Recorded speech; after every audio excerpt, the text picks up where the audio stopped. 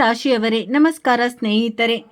ಈ ಬಾರಿ ನಾಗರ ಪಂಚಮಿ ಸೋಮವಾರ ಆಗಸ್ಟ್ 17ಕ್ಕೆ ಬರುತ್ತಿದೆ. ನಾಗರ ಪಂಚಮಿಯ ತಿಥಿ ಆಗಸ್ಟ್ 16ರ ಸಂಜೆಯಿಂದ ಪ್ರಾರಂಭವಾಗಿ ಆಗಸ್ಟ್ 17ರ ಸಂಜೆವರೆಗೆ ಇರುತ್ತದೆ ಮತ್ತು ಈ ಬೆಳಗಿನ ಸಮಯ ವಿಶೇಷವೆಂದು ಪರಿಗಣಿಸಲಾಗಿದೆ. ನಿಮ್ಮ ನಗರಕ್ಕೆ ಅನುಗುಣವಾಗಿ ಸೂರ್ಯೋದಯದ ಸಮಯದಲ್ಲಿ ವ್ಯತ್ಯಾಸವಿರಬಹುದು. ಇದರಿಂದ ಸ್ಥಳೀಯ ನಾಗರ ಪಂಚಮಿಯ ಸಮಯ ಹೊಂದಾಣಿಕೆಯಾಗದಿರಬಹುದು. ಈಗ ಇದನ್ನು ಗಮನವಿಟ್ಟು ಕೇಳಿ, ಏಕೆಂದರೆ ಈ ಬಾರಿ ವಿಷಯ ಕೇವಲ ಪೂಜೆ ಇದ್ದಷ್ಟೇ ಅಲ್ಲ, ನಿಮ್ಮ ಮನಸ್ಸಿನಲ್ಲಿ ದೀರ್ಘಕಾಲದಿಂದ ಭರವಸೆಯಾಗಿದ್ದ ಆ ಎರಡು ಆಸೆಗಳದ್ದಾಗಿದೆ. ಮೊದಲನೇ ಆಸೆ ಯಾವುದಾದರೂ ನಿಂತು ಹೋದ ಕೆಲಸಕ್ಕೆ ಸಂಬಂಧಿಸಿದ್ದಾಗಿರಬಹುದು. ಪೂರ್ಣಗೊಳಿಸಲು ನೀವು ಹಲವು ಬಾರಿ ಪ್ರಯತ್ನಿಸಿದ ಕೆಲಸ ಮಾಡಿದರೂ ಪ್ರತಿ ಬಾರಿಯೂ ಯಾವುದಾದರೂ ಅಡಚಣೆ ಎದುರಾಗುತ್ತಿತ್ತು. ಕಾಗದ ಪತ್ರಗಳು ಸಿಲುಕಿಕೊಂಡವು ಅಥವಾ ಯಾರೋ ಒಬ್ಬ ವ್ಯಕ್ತಿಯಿಂದಾಗಿ ವಿಳಂಬವಾಯಿತು. ಹಣದ ಅಭಾವ ಮಧ್ಯೆ ಬಂತು ಮತ್ತು ಈ ಕೆಲಸ ಇನ್ನು ಎಂದಿಗೂ ಪೂರ್ಣಗೊಳ್ಳುವುದಿಲ್ಲವೇನೋ ಎನಿಸಿತ್ತು. ಆದರೆ ನಾಗರ ಪಂಚಮಿಯ ಸಮಯದಲ್ಲಿ ಅದೇ ವಿಷಯಕ್ಕೆ ಸಂಬಂಧಿಸಿದ ಸಂಭಾಷಣೆ, ಕರೆ ಅಥವಾ ದಾರಿ ಕಂಡುಕೊಳ್ಳಬಹುದು. ಇದನ್ನು ನಿಶ್ಚಿತ ಭವಿಷ್ಯವಾಣಿ ಎಂದು ಮತ್ತು ಧಾರ್ಮಿಕ ನಂಬಿಕೆಯ ಸಕಾರಾತ್ಮಕ ಭರವಸೆಯಾಗಿ ತೆಗೆದುಕೊಳ್ಳಿ, ಏಕೆಂದರೆ ವಾಸ್ತವದ ಫಲಿತಾಂಶಗಳು ನಿಮ್ಮ ಎದುರಿಗಿರುವ ಪರಿಸ್ಥಿತಿಯನ್ನು ಅವಲಂಬಿಸಿರುತ್ತದೆ.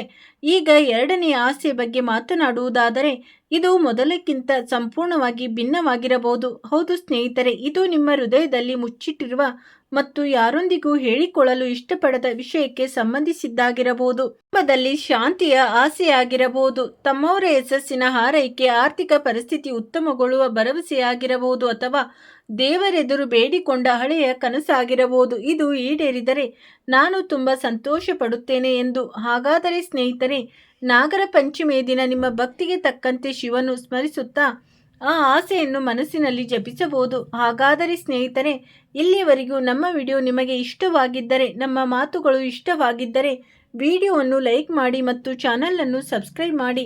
ನಮ್ಮ ಕುಟುಂಬದ ಭಾಗವಾಗಿ ಕಮೆಂಟ್ನಲ್ಲಿ ಹರ ಹರ ಮಹಾದೇವ್ ಎಂದು ಬರೆಯಿರಿ. ನಿಮ್ಮ ಉಪಸ್ಥಿತಿಯನ್ನು ತಿಳಿಸಿ ಮತ್ತು ಈ ವಿಡಿಯೋವನ್ನು ನಿಮ್ಮ ಕುಟುಂಬ ಹಾಗೂ ಸ್ನೇಹಿತರೊಂದಿಗೆ ಹಂಚಿಕೊಳ್ಳಲು ಮರೆಯದಿರಿ. ನಿಮ್ಮ ಒಂದು ಲೈಕ್, ಕಮೆಂಟ್ ಮತ್ತು ಶೇರ್ ನಮಗೆ ಇಂಥ ವಿಶೇಷ ವಿಷಯಗಳನ್ನು ತರಲು ತುಂಬ ಪ್ರೇರಣೆ ನೀಡುತ್ತದೆ. ಹೌದು ಸ್ನೇಹಿತರೆ, ಇದರಿಂದ ನಿಮಗೇನು ವೆಚ್ಚವಾಗುವುದಿಲ್ಲ. ಹಾಗಾದರೆ ಬನ್ನಿ, ಈ ದಿನಾಂಕ ಮತ್ತು ಸಮಯವನ್ನು ಗಮನವಿಟ್ಟು ಬರೆದುಕೊಳ್ಳಿ. ಆಗಸ್ಟ್ 17 ಸೋಮವಾರದಂದು ನಾಗರ ಪಂಚಮಿಯನ್ನು ಆಚರಿಸಲಾಗುತ್ತದೆ. ನಾಗರ ಪಂಚಮಿ ತಿಥಿಯು ಆಗಸ್ಟ್ 16ರ ಸಂಜೆಯಿಂದ ಪ್ರಾರಂಭವಾಗಿ ಆಗಸ್ಟ್ 17ರ ಸಂಜೆವರೆಗೂ ಇರುತ್ತದೆ ಎಂದು ತಿಳಿಸಲಾಗಿದೆ. ಪೂಜೆಯ ಸಮಯ ಪಂಚಾಂಗಗಳ ಪ್ರಕಾರ ಆಗಸ್ಟ್ 17ರ ಬೆಳಗ್ಗೆ ಸುಮಾರು 6 ಗಂಟೆ 6 ನಿಮಿಷದಿಂದ 8 ಗಂಟೆ 38 ನಿಮಿಷದವರೆಗೆ ಎಂದು ತಿಳಿಸಲಾಗಿದೆ. ಆದರೆ ನಿಮ್ಮ ನಗರದ ಸೂರ್ಯೋದಯಕ್ಕೆ ಅನುಗುಣವಾಗಿ ಕೊಂಚ ವ್ಯತ್ಯಾಸವಿರಬಹುದು. ಆದ್ದರಿಂದ ಸ್ಥಳೀಯ ಪಂಚಮಿಯ ಅಂತಿಮ ಸಮಯವನ್ನು ಖಚಿತಪಡಿಸಿಕೊಳ್ಳಿ. ಬೆಳಿಗ್ಗೆ ಸ್ನಾನ ಮಾಡಿ ಸ್ವಚ್ಛವಾದ ಬಟ್ಟೆಗಳನ್ನು ಧರಿಸಿ, ನಿಮ್ಮ ಮನೆಯ ಸಂಪ್ರದಾಯದಂತೆ ಶಿವ ಮತ್ತು ನಾಗದೇವತೆಯನ್ನು ಸ್ಮರಿಸಿ, ನಂತರ ಮನಸ್ಸಿನಲ್ಲಿ ನಿಮ್ಮ ಎರಡು ಆಸೆಗಳನ್ನು ಇಟ್ಟುಕೊಳ್ಳಿ. ನಿಮ್ಮ ಕುಟುಂಬದಲ್ಲಿ ಯಾವುದಾದರೂ ವಿಶೇಷ ಪೂಜೆ ನಡೆಯುತ್ತಿದ್ದರೆ ಅದಕ್ಕೆ ಆದ್ಯತೆ ನೀಡುವುದು ಸೂಕ್ತ. ಮತ್ತು ಒಂದು ಪ್ರಮುಖ ವಿಷಯವೇನೆಂದರೆ, ನಿಜವಾದ ಹಾವಿಗೆ ಹಾಲು ಕುಡಿಸಲು ಅಥವಾ ಅದರ ಹತ್ತಿರ ಹೋಗಲು ಪ್ರಯತ್ನಿಸಬೇಡಿ. ಭಕ್ತಿಯ ಜೊತೆಗೆ ಜೀವಿಯ ಸುರಕ್ಷತೆ ಬಗ್ಗೆ ಗಮನ ಹರಿಸುವುದು ತುಂಬ ಮುಖ್ಯ. ದೇವಸ್ಥಾನದಲ್ಲಿ ಪೂಜೆ ಮಾಡುತ್ತಿದ್ದರೆ ಅಲ್ಲಿಯ ಪದ್ಧತಿಯಂತೆ ಪೂಜಿಸಿ.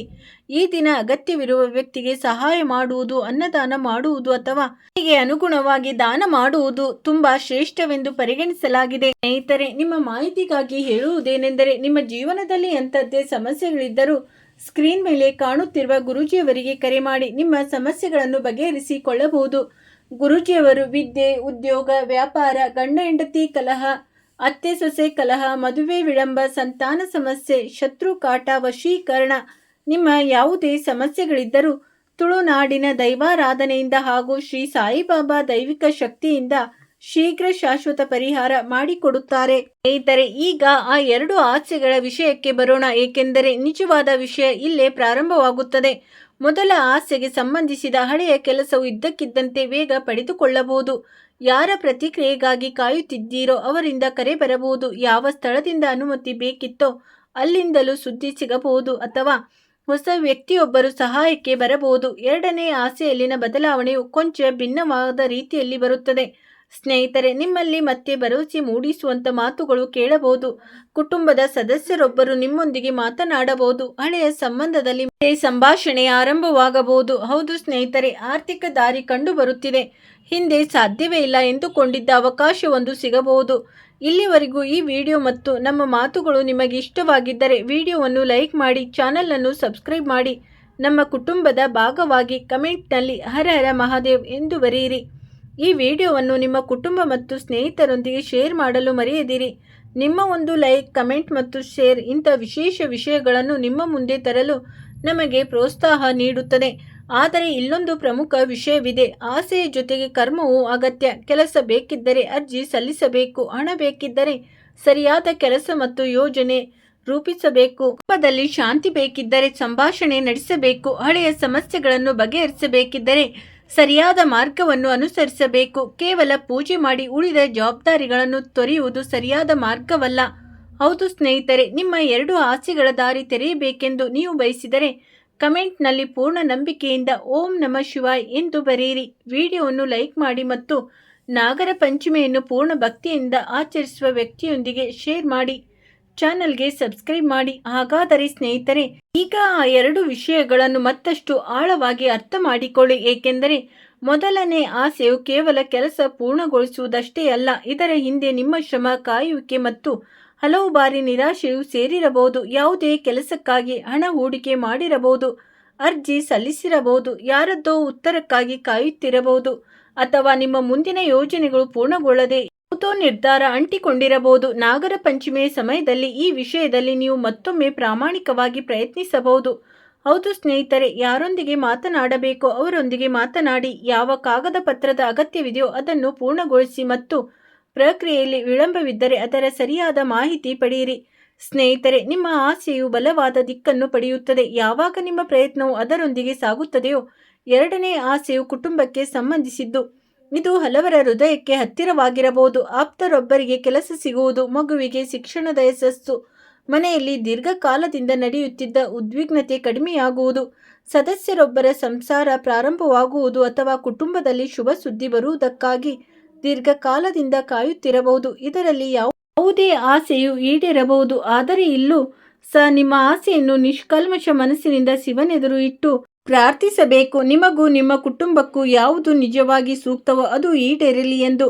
ಸ್ನೇಹಿತರೆ, ಮುಂದಿನ ವಿಷಯ ಆಸೆಗಳಿಗಿಂತಲೂ ಹೆಚ್ಚು ಆಸಕ್ತಿಕರವಾಗಿದೆ.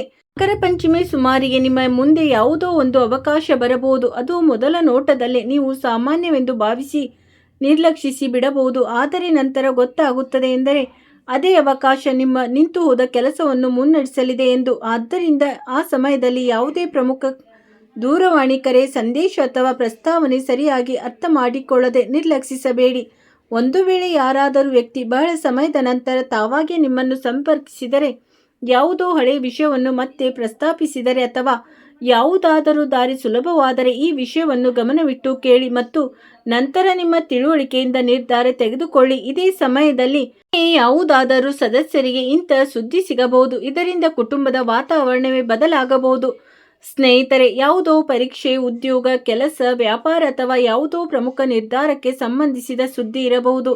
ಇಲ್ಲಿ ನೀವು ನಿಮ್ಮ ಕುಟುಂಬದ ಸದಸ್ಯರ ಮನೋಬಲವನ್ನು ಹೆಚ್ಚಿಸಬೇಕಾಗುತ್ತದೆ. ಏಕೆಂದರೆ ಹಲವು ಬಾರಿ ಯಶಸ್ಸು ಸಿಗುವ ಮೊದಲು ಮನುಷ್ಯ ತುಂಬಾ ದಣಿದು ಹೋಗಿರುತ್ತಾನೆ. ಒಂದು ವೇಳೆ ಮನೆಯಲ್ಲಿ ಕಳೆದ ಕೆಲವು ಸಮಯದಿಂದ ವೆಚ್ಚಗಳು ಹೆಚ್ಚಾಗಿದ್ದರೆ ನಾಗರ ಪಂಚಮಿ ಸುಮಾರಿಗೆ ನಿಮ್ಮ ಆರ್ಥಿಕ ವಿಚಾರಗಳನ್ನು ಸರಿಪಡಿಸಿಕೊಳ್ಳಲು ಪ್ರಯತ್ನಿಸಿ ಸಮಯವೆಂದು ಭಾವಿಸಬಹುದು. ಹಳೆಯ ವೆಚ್ಚಗಳ ಪಟ್ಟಿ ಮಾಡಿ ಅನಗತ್ಯ ವಸ್ತುಗಳ ಮೇಲೆ ಹಣ ಖರ್ಚು ಮಾಡುವುದನ್ನು ತಡೆಯಿರಿ ಮತ್ತು ಯಾವುದೇ ದೊಡ್ಡ ಆರ್ಥಿಕ ನಿರ್ಧಾರದಲ್ಲಿ ಅವಸರ ಮಾಡಬೇಡಿ. ಯಾರಿಂದಲಾದರೂ ಸಾಲ ಪಡೆಯುವುದು ಅಥವಾ ಕೊಡುವುದಿದ್ದರೆ ಸ್ಪಷ್ಟ ಷರತ್ತುಗಳನ್ನು ನಿರ್ಧರಿಸಿ. ಸಂಬಂಧವನ್ನು ಉಳಿಸಿಕೊಳ್ಳಲು ಹಣದ ವಿಷಯವನ್ನು ಸ್ಪಷ್ಟಪಡಿಸಿ. ಮತ್ತು ಸ್ನೇಹಿತರೆ, ನಿಮಗೆ ತಿಳಿಸುವುದೇನೆಂದರೆ ಹಣದ ವಿಷಯವನ್ನು ಹಾಗೆಯೇ ಬಿಡಬೇಡಿ. ನಂತರ ಇದು ತೊಂದರೆಯನ್ನು ಉಂಟು ಮಾಡಬಹುದು.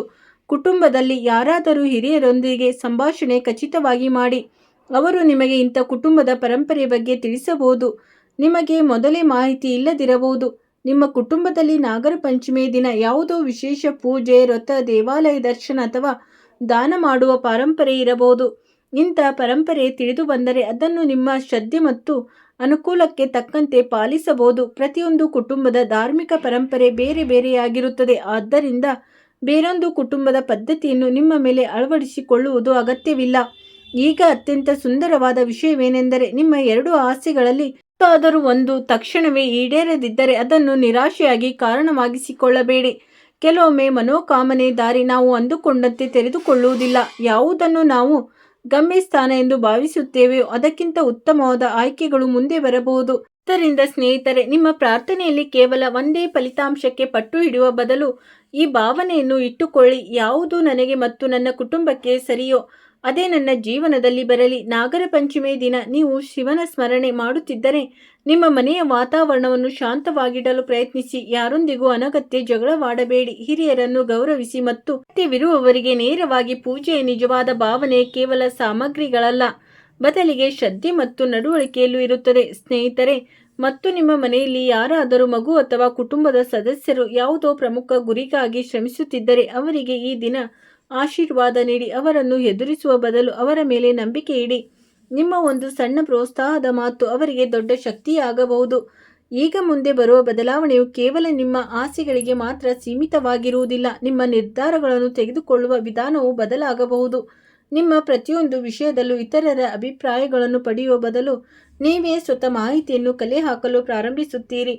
ಯಾರನ್ನು ನಂಬಬೇಕು, ಎಲ್ಲಿ ಹಣ ಹೂಡಿಕೆ ಮಾಡಬೇಕು, ಯಾವ ಸಂಬಂಧಕ್ಕೆ ಎಷ್ಟು ಸಮಯ ನೀಡಬೇಕು ಮತ್ತು ಯಾವ ಸಮಯದಲ್ಲಿ ಕೆಲಸಕ್ಕೆ ಆದ್ಯತೆ ನೀಡಬೇಕು ಎನ್ನುವುದರಲ್ಲಿ ನಿಮ್ಮ ಆಲೋಚನೆ ಮುಂಚೆಗಿಂತ ಹೆಚ್ಚು ಸ್ಪಷ್ಟವಾಗಿರುತ್ತದೆ. ಇದೇ ಬದಲಾವಣೆಯು ಮುಂದೆ ಹೋಗಿ ನಿಮ್ಮ ನೈಜ ಜೀವನದ ಪ್ರಗತಿಯ ಆಧಾರವಾಗಲಿದೆ. ಸ್ನೇಹಿತರೆ, ಇಂದಿಗೆ ಇಷ್ಟೇ. ಈ ವಿಡಿಯೋ ನಿಮಗೆ ಇಷ್ಟವಾಗಿದ್ದರೆ ವಿಡಿಯೋವನ್ನು ಲೈಕ್ ಮಾಡಿ ಮತ್ತು ಚಾನಲ್ ಅನ್ನು ಸಬ್ಸ್ಕ್ರೈಬ್ ಮಾಡಿ ಮತ್ತು ಈ ವಿಡಿಯೋವನ್ನು ನಿಮ್ಮ ಸ್ನೇಹಿತರಿಗೆ ಶೇರ್ ಮಾಡಿ. ಸ್ನೇಹಿತರೆ, ಮುಂದಿನ ವಿಡಿಯೋದಲ್ಲಿ ಸಿಗೋಣ. ಅಲ್ಲಿಯವರೆಗೂ ನೀವು ನಿಮ್ಮ ಕಾಳಜಿ ವಹಿಸಿ ಆರೋಗ್ಯವಾಗಿರಿ, ಸಂತೋಷವಾಗಿರಿ.